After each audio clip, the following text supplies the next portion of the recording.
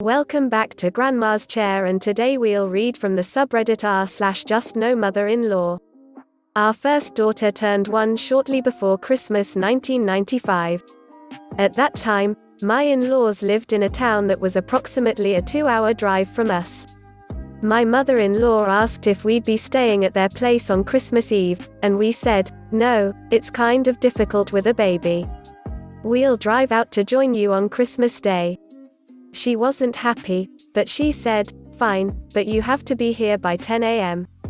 That's when we'll be opening presents."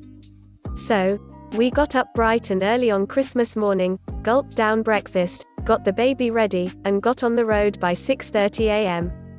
Driving was a bit slow due to some snow and ice, but we arrived at the in-laws' house at 9:50 a.m. We grinned at each other with relief. We'd done it. We entered the house, only to stare in dismay and consternation. There was torn wrapping paper everywhere. They'd all opened their gifts without us.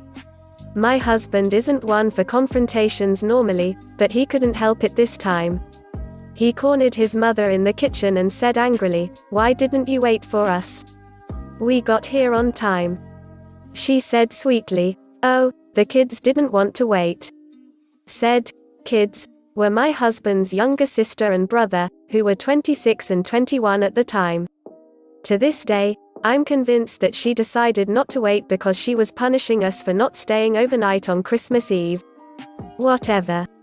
That told us how much we mattered to her, and after a couple more similar experiences, we put our collective feet down and have been celebrating Christmas Day in our own house ever since. After we'd been doing the celebrate in our own house thing for a couple of years, my mother-in-law called on Christmas Day and berated my husband, calling him a bad son who'd turned his back on his family. She made him cry. I'll never forgive her for that. The next story is about a mother-in-law that's too obsessed with her son. My mother-in-law is pretty much off her rocker. She can't stand the fact her son dared to move 13 hours away for college and, eventually, got married. When her son was still a baby, she often talked about marrying her own son.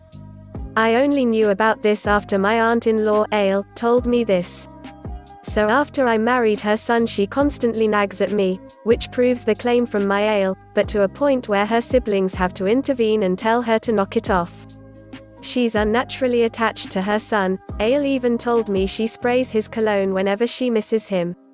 When we announced we were getting married, she said in a jealous expression, "Well, I see what the pecking order is now. He is 30 and I'm 27. What finally sealed the deal for me never going back was last Thanksgiving and spending more time with her. Her sister had lost her son a year prior to an overdose. He was 22. She intentionally did not invite her sister to dinner so, and I quote, she wouldn't have to listen to her sister gripe, mourn and cry about her dead son all night. This coming from the woman who can't handle her son moving to another state and starting a family. She's insufferable, and I won't subject myself or my children to her verbal abuse anymore. This is really crazy. Do you have someone that is like this? Comment down below, and I'll share your story." The next story is about a drama mama. We went over on Christmas Eve for dinner. I had been really anxious all week because my mother-in-law always ruins special events. She was being icy cold, but still civil. Anytime I would begin to talk about my life, she would promptly interrupt me. Like when I began to talk about my newborn niece and how she is a very pretty baby, she stopped me mid-sentence to say that one of my husband's friends' new baby is so cute and she follows his every move on FB. Then dinner happened. First of all, she always makes appetizers and has us sit around eating them for hours before dinner. So, by the time it is dinner time, you're not even that hungry. Then, my mother-in-law always makes enough for an army even though there are only 4 of us at the table. She made me a thing of pasta the size of a mixing bowl. Toward the end of dinner, she decided I didn't eat enough and starts to go off on me to the point my husband and father-in-law told her to stop and brought up the fact that she always cooks way too much. During this argument, though, I got angry because she talks about me in front of me like I'm not even there. I just don't understand why she hates my cooking. That's when I told her that I was right here and to knock it off. Side note, I have a problem with weight and have talked to her about her doing this before. I am average size and have no problem working out, but food is my kryptonite and I have to be very careful. I have told her I have nothing against her cooking, but if someone tells me to keep eating I will, and then I gain a lot of weight. We have gone over this multiple times in the last 2 years and I have constantly asked her to stop doing it. She did not appreciate the fact that it was 3-1 and was sulky and moody the rest of the night. We were supposed to go over Christmas Day, but that morning my father-in-law called to say they were both too sick and wanted to cancel. Last year, my mother-in-law complained that we didn't spend the night and that it was the first time ever my husband, who was still my fiancé at the time, had not slept over Christmas Eve. I didn't want to see them anyway, but this obviously really hurt my husband because it's clear they were faking it and I hate seeing him in distress. I told him after Christmas Eve I wanted to no more contact ever again with her, but I know by making myself happy it only hurts him, so I am at a loss. If the witch wanted to cancel Christmas, I would have loved a little more notice because I could have either made plans with others or bought food for dinner. We had Chinese and watched Die Hard, so the day wasn't a total loss, but you know she is probably whining to her friends about how everything is my fault. I really never want to deal with any of it again. The next story is about a mother-in-law who wants to be the mom of the OP's baby. My mother-in-law and sister-in-law, who is mother-in-law's clone in looks and personality, have hated me since I got in a relationship with my husband. They'd only visit when I wasn't home and was at work. There's a long history now, but some backstory is that when husband and I were first dating, she'd used her position in her government job to meddle in my file, works at a Ministry of Social Development center that handles old age pensions, unemployment benefits and student accommodation supplements, and at the time I qualified for student assistance on top of my part-time work. Husband owned his house and his mother boarded with him. After a long while we decided we just wanted it to be us, and he told her that with a long timeline for her to move out, but she decided to move out right away and then advised her work that I was in a de facto relationship, as being the school holidays when the additional supplement, all of about $60, is stalled. I had only just moved in and hadn't yet got round to updating everyone, including these people, about my updated details, which I was going to do, but she beat me to it and I got a message from them saying someone had advised them of my change in status and address, and she did this because it affects what supplement, if any, you can get. Which I was fine with. What they gave as a supplement was just a small booster to my normal work earnings when I was flatting, but she wanted to beat me to it, and it felt like was using her position to hold power over me, and meddling in the files of your son's partner is not okay, so I filed a complaint. Early on, before she moved out and I'd just visit, I noticed a real maternal enmeshment situation where she was treating my husband like a spouse, at least emotionally. His sister is his twin mother-in-law, and their dad separated when he was 5, and when I visited when she still lived with husband, she showed him a picture of a mosaic coffee table his sister had made and said, "Look what your daughter has made." He corrected her and then she laughed and joked about the Freudian slip. Once I was around on a weekend and now husband and I were being intimate in his bedroom. She was working at her second part-time job, the government job is her main full-time one, and she walked in on us being intimate because she always had a habit of opening his door whenever I was visiting without knocking. He told her to get out, and instead of shutting the door right away, flustered and apologetic as most would, she asked him 3 times where the washing powder was. Fast forward to when we decided to get married. We decided to elope to avoid mother-in-law and sister-in-law drama at a wedding, but we decided to have a wedding party a few months later with all family and friends.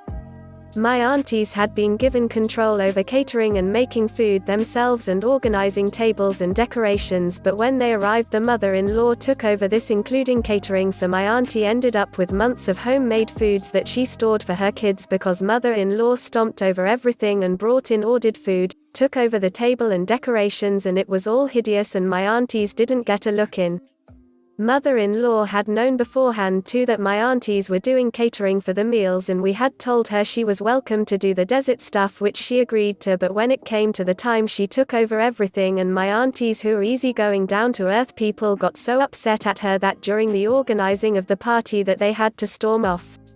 They later told my mum that understood now what I went through seeing it firsthand. When it came to speeches, my grandma spoke and welcomed my husband to our family. His mother decided to speak and didn't mention my name once, instead decided to talk about how husband and his sister are like chalk and cheese and how my husband was welcome to come to her house anytime, through the back door, which made all of my friends and family laugh in shock and horror. And now enters baby, who is our rainbow baby. As I said earlier, mother-in-law never visited if I was home, only when at work. Once I got to my 3rd trimester, she was coming around and dropping off ridiculous amounts of stuff, double-ups and a lot of gaudy and used items, and cluttering everything up. She also made these bead by numbers large pictures to hang up on nursery wall, despite the fact I'd already picked out the decor for my nursery. The first wall hanging she put together was this frankly hideous picture of hedgehogs who are also dandelions, and when she gave it to me she laughed about how it was the only pattern left on the Wish website. She also told us she'd bought a bassinet for her house and said she wanted to offer to take the baby at her house every second Sunday. The bassinet was old school with lots of drapes and hangings, and she's a smoker who keeps expressing her outdated ideas about how to bed a baby, such as in her day we tummy and side slept them and we put toys and wedges behind their backs. I told her recently how sleeping babies on backs has reduced SIDS by 40%, I think it is, and she always has an answer for everything. Told me why would they even sell sleep aids if they weren't safe? Gee, I don't know. The same reason smokes are sold. Coca-Cola, McDonald's, capitalism. Anyway, the bassinet, I told her baby wouldn't even be staying at my parents' the night when so young, and she has an answer again saying, oh no, not the night, just a few hours so you can have a break, go out and do something. I notice these mother-in-laws with baby rabies always tell mums when to have a break and seem to want to take the baby away on their own. Husband told his mum that we didn't want visitors for 2 weeks after the baby was born. I told him later that I didn't mind if she visited briefly at the hospital sometime later, and a visit or two maybe after the first week home would be fine, but what happened was she arrived when I was in the hospital ward while baby was feeding, came right in and looked at how she was latched, kissed me, then mentioned to husband how she'd like to come to the house and do a big cleanup for us. I ignored her. When she was gone, I told husband that wasn't happening and he agreed. Next day I was discharged and I'd had an episiotomy and a few tears, was in quite a lot of pain, had lost a lot of blood, and home is meant to be sanctuary, but we arrived and I saw her car parked at the driveway. Then found her inside cleaning.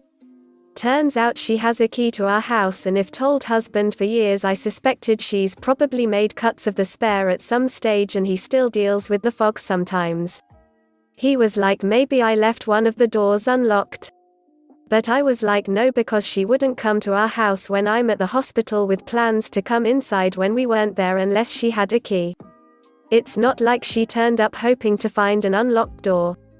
Thankfully she left soon after we arrived, but was round the next day and the next, and came every day for about 7 days to spend our first week back as new parents with us. She'd actually booked short notice leave from her job in order to do this, without asking. Baby is now 8 weeks old tomorrow, and his mother has been coming over every Sunday and I think expects that Sunday is her time. I haven't obstructed this. Once a week I can handle, but she said to my daughter in a baby voice, I only get to see you once a week. Which is more than anyone in my family has gotten, because they don't live 10 minutes away from us like she does, and she has seen my baby more than anyone in my family so far. She quit her second part-time job, which took her evenings and Saturdays up. Now she keeps saying over and over again that because she quit it and has more free time, she'd like to come over more often to help, because she will be bored now without the second job. She also mentioned that there will be less financial wiggle room now that she's quit the second job. Apparently a full-time day job at a government department isn't enough to support just herself. And side note, years ago husband discovered after asking her to move out of his house via his sister that she had stolen his inheritance left to him by the grandmother and then stolen the sister's inheritance to pay his one back. Mother-in-law explained regarding financial wiggle room that she wants to be able to shout her friend lunch or buy shoes when she sees them. She's a very overpowering and overbearing person. One Sunday she came round to walk baby in pram for an hour or so and told me to read a book or something, and when she came back she said she'd like to do it again soon and maybe for 2 hours next time. I said regarding the next walk that I'd like to come along and she told me no, I can stay home and read a book or watch a movie. There's also been a few times I was breastfeeding baby and when mother-in-law decided she was done, she scooped her away and took her. My daughter has really bad reflux which midwife at the time knew about, and the doctors I've seen know about it, and his mother told me she doesn't think baby has reflux because she knows reflux babies and they projectile vomit. She told me my mother-in-law quality won't be good, it's fine, and baby is meeting all mother-in-law stones despite the ongoing discomfort from reflux. When I mentioned some people telling me they've had good results going to an osteopath for reflux, she told us, absolutely not, and that they mess around with bones, and I kept hearing, no, come from her mouth, which annoyed me a lot because she has no parental authority, and if we decide to go to an osteopath that is our decision alone. As said earlier, before baby she only visited husband when I was at work. Since baby I've seen her more than ever in the whole time I've been with husband, which is so transparent and fake in my eyes. I want to be fair, but I want to make sure we have strong boundaries and that she knows our parental authority is not to be challenged, but she is so pushy and honestly very narcissistic. She never asks about anyone in my family. My dad once helped me wallpaper the spare room and she came by a few days later when I was at work and ripped all the wallpaper off to begin again. So, I want to be reasonable and fair but have strong boundaries. I am trying to get used to the practice of no being a complete sentence. I want my daughter to understand healthy relationship dynamics, but unless a serious line is crossed I don't want to just cut off one grandmother, but that grandmother needs to know that she's not center of the ring with husband and my baby. Any ideas? If you got ideas for this person, write them down in the comments. The next story is called, Mother-in-law and Sister-in-law Reached Out and I Don't Know How to Respond. Mother-in-law and sister-in-law reached out and I don't know how to respond. All my in-laws live in the same small town as me. They pride themselves on being a close-knit family. Last year I had a really terrible pregnancy. I was in and out of the hospital multiple times, put on a bunch of meds, on bed rest a lot of the time, just very, very sick. For 7 months. We have several other children, so I desperately needed help. Friends from our church started taking turns coming over and helping with the other kids. My dad drove an hour each way to come see me and bring food. My mom actually moved to my town to help for several months. My mother-in-law and 2 sister-in-law who live minutes away did not even offer to help. They didn't call or text to check on me. When my baby was born it was the same. A few days after she was born I was expected to host an annual family get-together for their side, not mine, and I told my sister-in-law I was going to need help getting things ready. They didn't come help, and then every single one of them showed at least an hour late. These things really hurt my feelings. I don't hate them or anything, but I'm not interested in putting effort into relationships with them anymore. Apparently this past weekend dear husband talked to them about it. One sister-in-law has reached out and now my mother-in-law is wanting to set up a time to get together and talk. The thing is, they told dear husband they didn't know I was sick. Frankly, that's complete bullpoop. I don't know what to say or how to handle it. I didn't know dear husband was going to talk to them, and prior to this my plan was just to be nice at family functions and go on about my life. This is definitely a challenging situation for her. This next story is about MotherInLaw who is overacting about not having GPR grandparents' rights. For the record, I am now permanently NC, no contact with the woman because of this. So my husband hasn't been following his newfound strict diet at home. I chewed him out yesterday morning for raiding cookies I bought for Dee Dee's lunch for her preschool field trip this week. Hubs said he was taking the day to think of a solution that was fair to Dee Dee, dear daughter, and make it so she can have her snacks without him being tempted to eat them. I went to go pick Dee Dee up from MIL's last night and Hubs told Mil the plan because he was planning on staying at her place until he found one.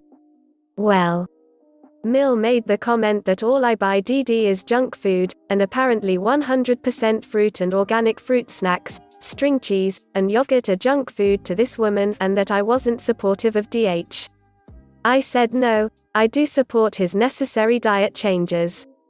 I just didn't feel it was fair to make my 3-year-old get rid of her favorite healthy snacks because Hubs has no self-control. Hubs told her I had a valid point and that he actually agreed with it.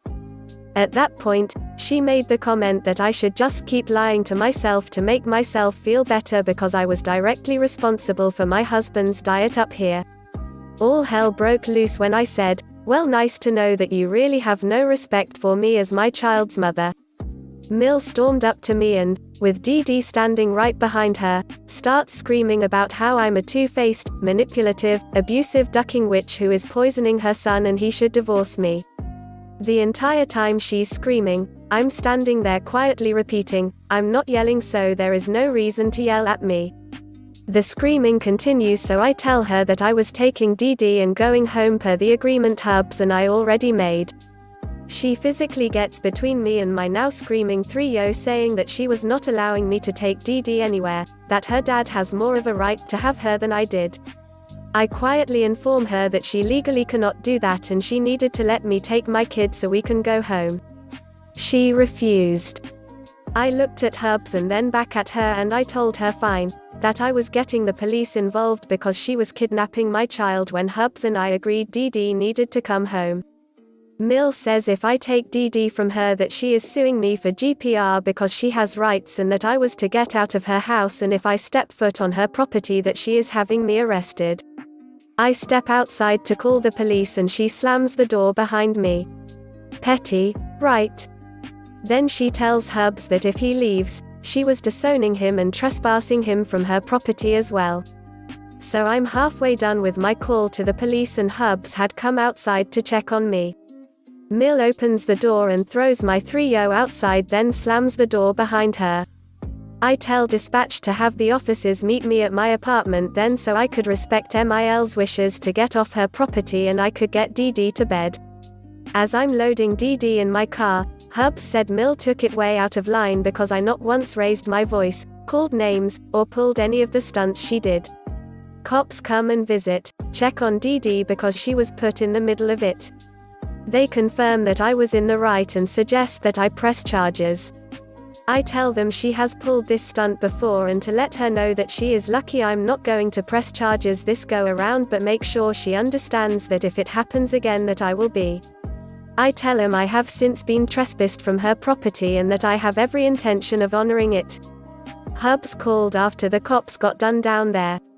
I told him I was no longer talking to Mil after this and that she permanently severed that bridge and I was putting my phone on my own phone plan come Monday when the cell phone carrier opens up. Hubs admitted that Mil went way overboard because I was being polite, respectful, and never once raised my voice or called her names, and he understood and respected my decision to do so. Hubs said she was making him choose between me and her, and I told him I was never going to make him make that choice and that he was free to do what he wanted because he is a grown man and was capable of making his own decisions. This was a crazy story. What do you think was it?